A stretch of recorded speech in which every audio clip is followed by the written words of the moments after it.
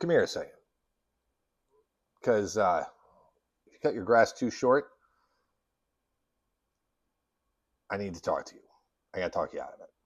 It's the single most common mistake I see that's wrecking lawns, and it's quietly, you know, happening everywhere. But first, let me tell you who I am and what's actually going on with the channel. So I'm Connor. I'm the guy behind Gary's Lawn. I'm not the face of the channel.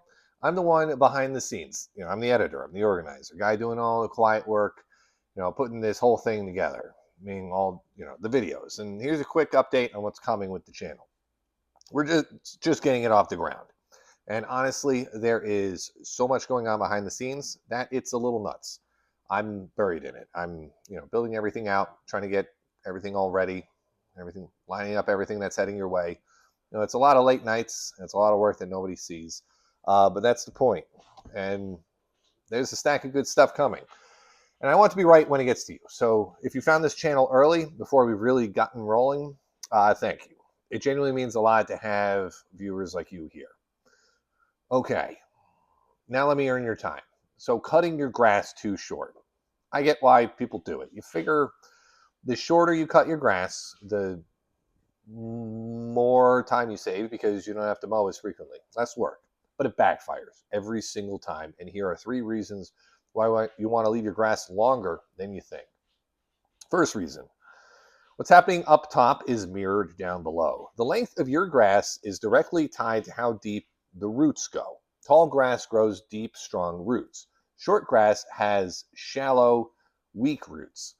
And that matters more than anything because deep roots are what reach down to the moisture in the soil and keep your lawn alive through heat and drought. You just scalp your lawn and cut your grass so short, you've now given it a shallow root system that dries out the moment the sun comes out. You leave it longer, and those deep roots would carry through a dry spell and keep everything still green, while the short lawns next door will go brown and crispy. I've seen it side by side before. 2 lawns, same street, same weather, and the one that's mowed a bit higher stays green right through the dog days of summer, while the scalped one looks like a hayfield. That's not the grass type. That's not luck. That's root depth. And root depth comes straight from how long you actually leave the blades. So mow higher, root deeper, stay greener. It really is that direct. Second reason why you don't want to cut your lawn too short, and this is the one that really gets people, it's that cutting it short invites weeds. Here's how it works. When your grass is tall and thick, it shades the soil underneath. And weed seeds, especially the nasty ones like crabgrass, they need sunlight hitting the soil to actually sprout. So a nice tall lawn basically smothers those weeds before they ever get started, and they block the light and choke them out. But the second you then scalp your the second you scalp your grass down short, you've opened the soil right up to the sun. You've rolled out the welcome mat for every weed sitting there waiting. It's for every weed seed because the seeds are there. So half the time, the reason a lawn's full of weeds isn't bad luck, it's just being mowed too short. You raise the cut, and you'll fight weeds without lifting a finger.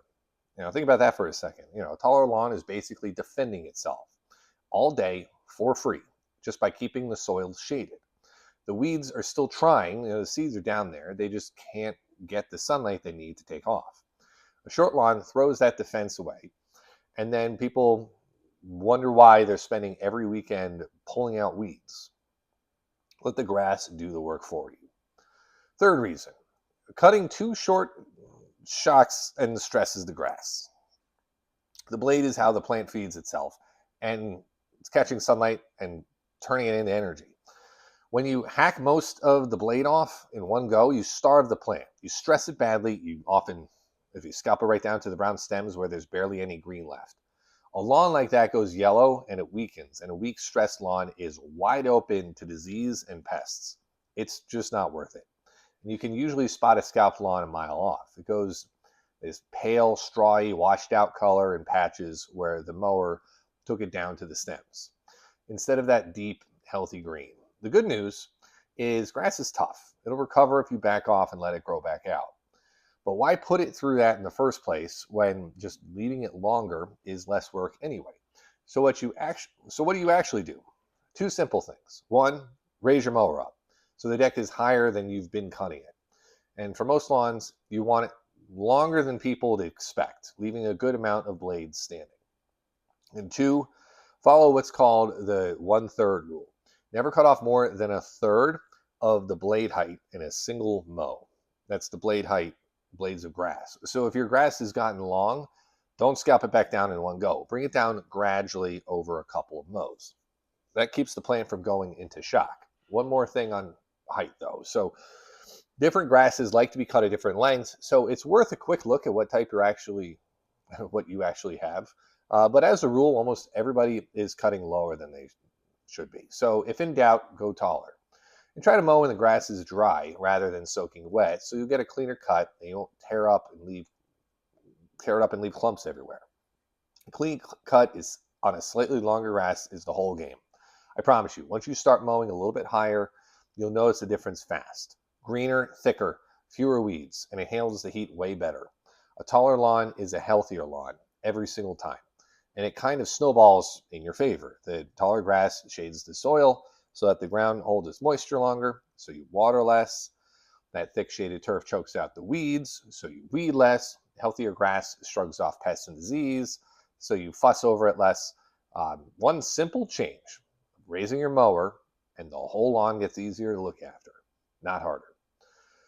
That's the update, and that's your tip for today. Thank you for being here early in the history of this channel. While we get it up and going, it really doesn't matter a lot that all of you are here. There's so much more coming, and I'm on it. So go raise that mower deck a notch, and I'll catch you in the next one.